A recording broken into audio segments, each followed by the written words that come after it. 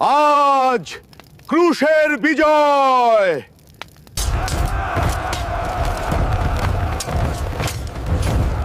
No, wait! I beg you, spare me! 2026 সাল।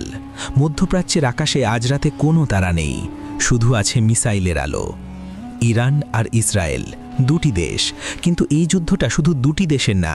এই যুদ্ধের শেকড় মাটির নিচে নয়, এর শেকড় 1400 বছর আগের এক ভবিষ্যৎবাণীতে। আর সেই ভবিষ্যৎবাণী আজ একটার পর একটা সত্যি হচ্ছে। আপনি কি জানেন, নবীজি সাল্লাল্লাহু আলাইহি ওয়াসাল্লাম বলেছিলেন দাজ্জালের সবচেয়ে বড় বাহিনী আসবে ইরানের একটি শহর থেকে। সেই শহরটির নাম ইস্পাহান। আর আজ সেই ইস্পাহান শহরে ঠিক কী ঘটছে সেটা জানলে আপনার হাত থেকে ফোন পড়ে যাবে। একটু পেছনে যাই। মানচিত্রে যদি আঙুল রাখেন, ইরান, আফগানিস্তান, তাজিকিস্তান, তুর্কমেনিস্তান, এই পুরো বিশাল অঞ্চলটার একটাই প্রাচীন নাম, খোরাসান। এখন প্রশ্ন হলো, আমেরিকা কেন 20 বছর আফগানিস্তানে পড়েছিল? কেন বিলিয়ন বিলিয়ন ডলার ঢেলেও তারা জিততে পারেনি? কেন ইরানকে ঘিরে যুগের পর যুগ ষড়যন্ত্র চলছে? কারণটা তেল না, কারণটা পারমাণবিক চুক্তিও না, কারণটা লুকিয়ে আছে একটি হাদিসে। নবীজি সাল্লাল্লাহু আলাইহি ওয়াসাল্লাম বলেছেন, শেষ জামানায় খোরাসান থেকে একদল সৈন্য বের হবে। তাদের হাতে থাকবে কালো পতাকা। পৃথিবীর কোনো শক্তি তাদের থামাতে পারবে না। তারা একদিন বাইতুল মুকাদ্দাসে তাদের পতাকা উড়িয়ে দেবে। পৃথিবীর সবচেয়ে শক্তিশালী সামরিক বাহিনী, আধুনিক ড্রোন, স্যাটেলাইট, হাইপারসনিক মিসাইল সব থাকার পরেও কেন খোরাসানকে পরাজিত করা সম্ভব হয়নি? স্যার, ওদের কাছে কোনো এয়ার ডিফেন্স নেই, কোনো আধুনিক ট্যাঙ্ক নেই, তবু ওরা বোমার মুখে থামছে না কেন? কারণ যে মৃত্যুকে ভালোবাসে তাকে মৃত্যুর ভয় দেখানো যায় না। এই একটা কারণেই পরাশক্তিগুলো খোরাসানকে ভয় পায়। এখন আসি সেই বিস্ফোরক তথ্যে। সহি মুসলিমের একটি হাদিসে নবীজি সাল্লাল্লাহু আলাইহি ওয়াসাল্লাম বলেছেন, দাজ্জাল যখন বের হবে, ইস্পাহান শহর থেকে 70,000 ইহুদি তার অনুসরণ করবে। তাদের গায়ে থাকবে বিশেষ ধরনের চাদর। এখন ভাবুন, আজকের পৃথিবীতে ইরান আর ইসরায়েল একে অপরের চরম শত্রু। ইরান প্রকাশ্যে বলছে ইসরায়েলকে মানচিত্র থেকে মুছে দেবে, কিন্তু সেই একই ইরানের বুকের ভেতরে ইস্পাহান শহরে 1000 বছর পুরনো ইহুদি সম্প্রদায় আজও বসবাস করছে। তাদের উপাসনালয় আছে, তীর্থস্থান আছে। আজকে যারা শত্রু, হাদিস বলছে সেদিন তারাই দাজ্জালের পাশে দাঁড়াবে। রাজনীতির শত্রুতা সেদিন মুহূর্তে উধাও হয়ে যাবে, কারণ লক্ষ্য একটাই থাকবে, ইসলাম আর মুসলিমদের শেষ করে দেওয়া। এবার একটু থামুন। দাজ্জাল কিন্তু শুধু তলোয়ার নিয়ে আসবে না, সে আসবে মানুষের সবচেয়ে বড় দুর্বলতাকে অস্ত্র বানিয়ে। নবীজি সাল্লাল্লাহু আলাইহি ওয়াসাল্লাম বলেছেন, সে আকাশকে নির্দেশ দেবে, বৃষ্টি নামবে, মাটিকে নির্দেশ দেবে, ফসল ফলবে, মৃত মানুষকে সামনে দাঁড় করিয়ে বলবে, দেখো আমি জীবন দিতে পারি। চরম দুর্ভিক্ষের সেই সময়ে যখন মানুষ এক টুকরো রুটির জন্য হাহাকার করবে, দাজ্জাল সামনে এসে খাবারের পাহাড় দাঁড় করাবে। একটা দৃশ্য কল্পনা করুন, একজন তরুণ মুমিন অনাহারে শীর্ণ, দাজ্জাল তার সামনে দাঁড়িয়ে বিকট হাসি দিয়ে বলছে, দেখো এই হাতে জান্নাত, এই হাতে জাহান্নাম, আমাকে মেনে নাও, তোমার সব কষ্ট শেষ। ওই দেখো তোমার মৃত মা বাবা আমার ডাকে ফিরে এসেছে। কিন্তু সেই মুমিন যুবক টলল না, সে দাজ্জালের কপালের দিকে তাকালো, স্পষ্ট দেখতে পেল কাফেরা লেখা। সে দরাজ গলায় বলল, তুই মিথ্যাবাদী দাজ্জাল, আমার নবী সাল্লাল্লাহু আলাইহি ওয়াসাল্লাম তোর সম্পর্কে আমাদের আগেই বলে গেছেন, তুই এক চোখা, আর আমার রব কখনো অসম্পূর্ণ হতে পারেন না। সেদিন ঈমান ধরে রাখা হবে জ্বলন্ত কয়লা মুঠোয় ধরে রাখার চেয়েও কঠিন। এবার আসি মহাযুদ্ধের কথায়। নবীজি জানিয়েছেন, শেষ জামানায় মুসলিমদের সাথে পশ্চিমা পরাশক্তির একটি শান্তি চুক্তি হবে। তারা একসাথে এক শত্রুকে পরাজিত করবে। কিন্তু বিজয়ের পর যখন গনিমাতের মাল ভাগ হচ্ছে, তখন এক রোমান সৈনিক একটি ক্রুশ উঁচিয়ে বলবে, ক্রুশের বিজয়। একজন মুসলিম যুবক সহ্য করতে পারল না, সে ছুটে গিয়ে সেই ক্রুশ ভেঙে ফেলল।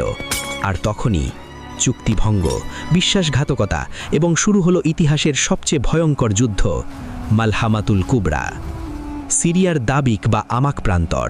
একদিকে রোমানদের 80টি দেশের জোট, প্রতিটি পতাকার নিচে 12,000 সৈনিক, প্রায় 10 লক্ষ। অন্যদিকে মুসলিম বাহিনী, সংখ্যায় কম কিন্তু চোখে কোনো ভয় নেই। মুসলিম সেনাপতি তার বাহিনীর দিকে তাকিয়ে বললেন, আজ পিছু হটার কোনো পথ নেই। হয় আমরা গাজী হয়ে ফিরব, নয়তো জান্নাতের সবুজ পাখির বুকে আমাদের রূহ উড়ে বেড়াবে। নবীজি সাল্লাল্লাহু আলাইহি ওয়াসাল্লাম বলেছেন, এই যুদ্ধে মুসলিম বাহিনী 3 ভাগে ভাগ হয়ে যাবে। প্রথম ভাগ ভয়ে ময়দান ছেড়ে পালাবে।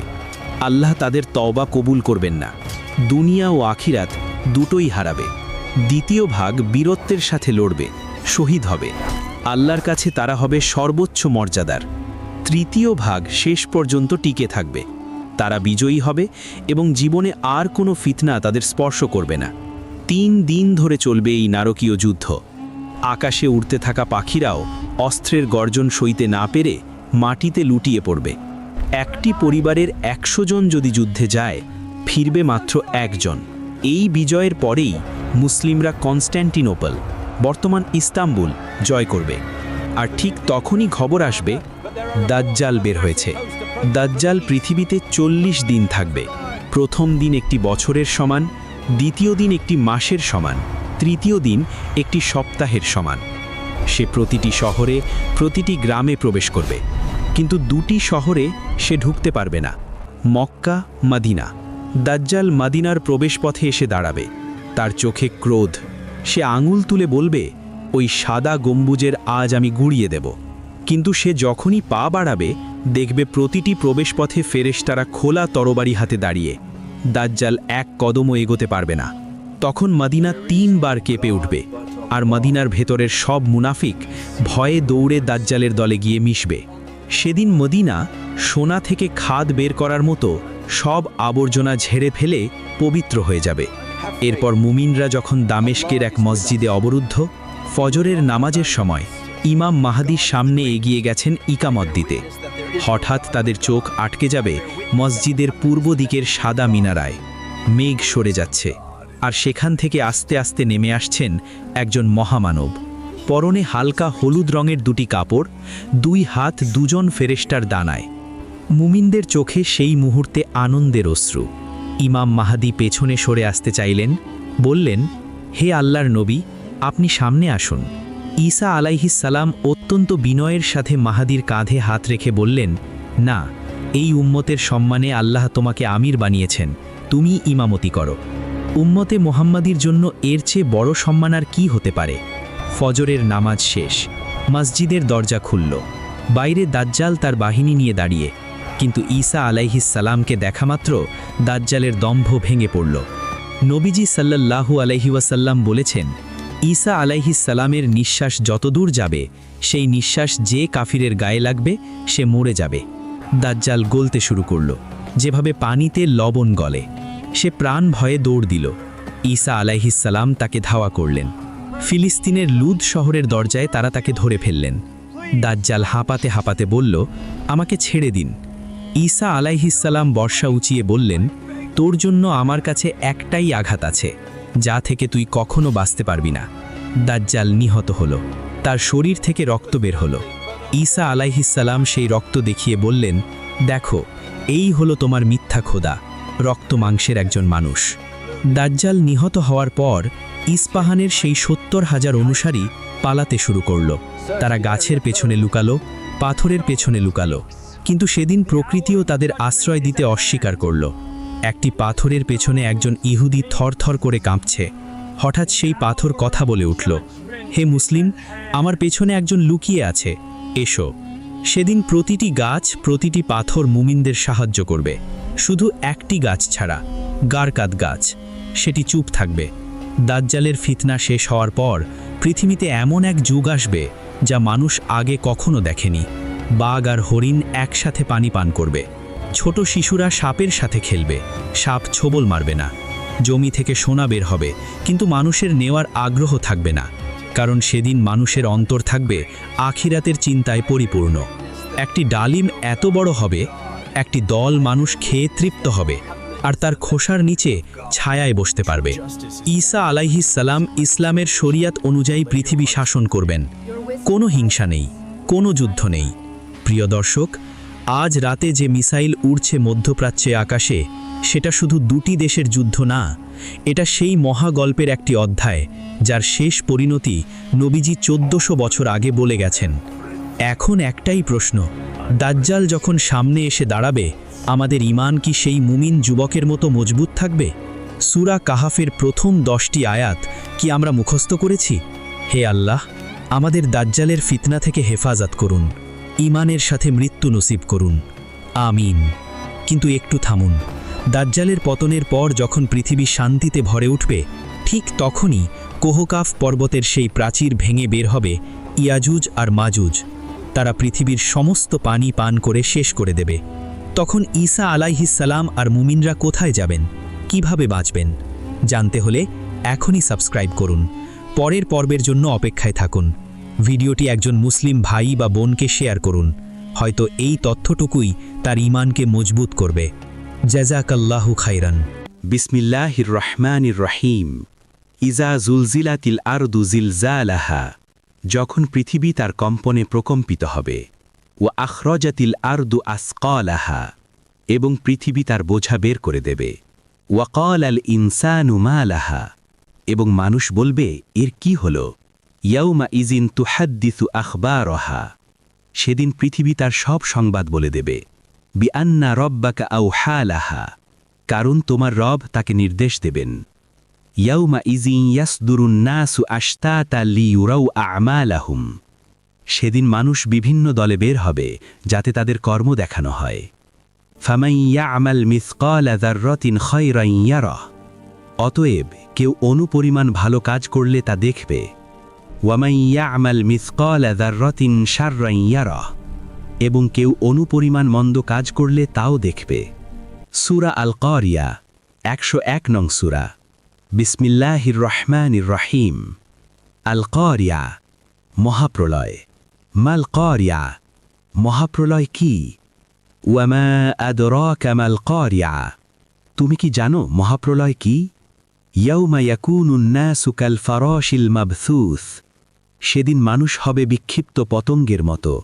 ওয়া তাকুনুল জিবালু কাল ইহনিল মানফুস, এবং পর্বত হবে ধুনা রঙিন পশমের মতো। ফাআম্মা মান সাকুলাত মাওয়াজিনু, তখন যার পাল্লা ভারী হবে।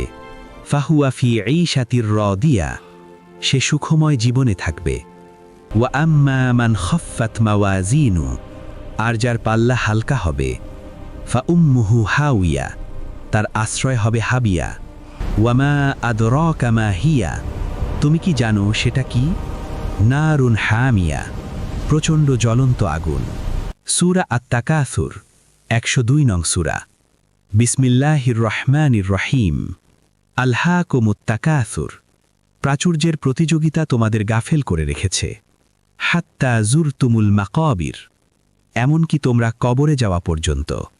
কাল্লা সাউফা তা'লামুন, সাবধান তোমরা শীঘ্রই জানতে পারবে।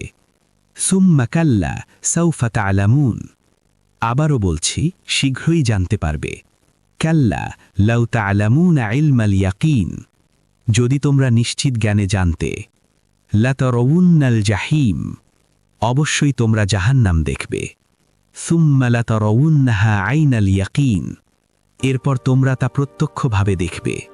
সুম্মা লাতুসআলুন্না ইয়াউমা ইদিন আনিন নাঈম, এরপর সেদিন তোমাদের নিয়ামত সম্পর্কে জিজ্ঞাসা করা হবে। সূরা আল আসর 103 নং সূরা। বিসমিল্লাহির রহমানির রহিম। ওয়াল আসর, শপথ সময়ের। ইন্নাল ইনসানা লাফি খুসর, নিশ্চয়ই মানুষ ক্ষতির মধ্যে আছে। ইল্লাল্লাযীনা আমানু ওয়া আমিলুস সালিহাত, তারা ছাড়া যারা ঈমান এনেছে ও সৎ কাজ করেছে। ওয়া তাওয়াসাউ বিল হাক্কি ওয়া তাওয়াসাউ বিস সবর, এবং পরস্পরকে সত্যের উপদেশ দিয়েছে ও ধৈর্যের উপদেশ দিয়েছে। সূরা আত-তাকবীর 81 নং সূরা। বিসমিল্লাহির রহমানির রহিম। ইজাশ শামসু কুব্বিরাত, যখন সূর্যকে গুটিয়ে নেওয়া হবে। ওয়া ইজান নুজুমুন কাদারাত, এবং যখন তারকারাজি ঝরে পড়বে। ওয়া ইজাল জিবালু সুইয়িরাত, এবং যখন পর্বতমালা চলমান হবে। ওয়া ইজাল ইশারু উত্তিলাত, এবং যখন 10 মাসের গর্ভবতী উটনি ছেড়ে দেওয়া হবে। ওয়া ইজাল ওহুশু হুশিরাত, এবং যখন বন্য পশুদের একত্রিত করা হবে। ওয়া ইজাল বিহারু সুজ্জিরাত, এবং যখন সমুদ্র উত্তাল হয়ে উঠবে। ওয়া ইজান নুফুসু জুমিজাত, এবং যখন প্রত্যেক আত্মাকে তার সঙ্গীর সাথে মিলানো হবে। ওয়া ইজাল মাউউদাতু সুইলাত, এবং যখন জীবন্ত কবর দেওয়া মেয়েকে জিজ্ঞাসা করা হবে। বিআইয়ি যামবিন কুতিলাত, কি কি অপরাধে তাকে হত্যা করা হয়েছিল।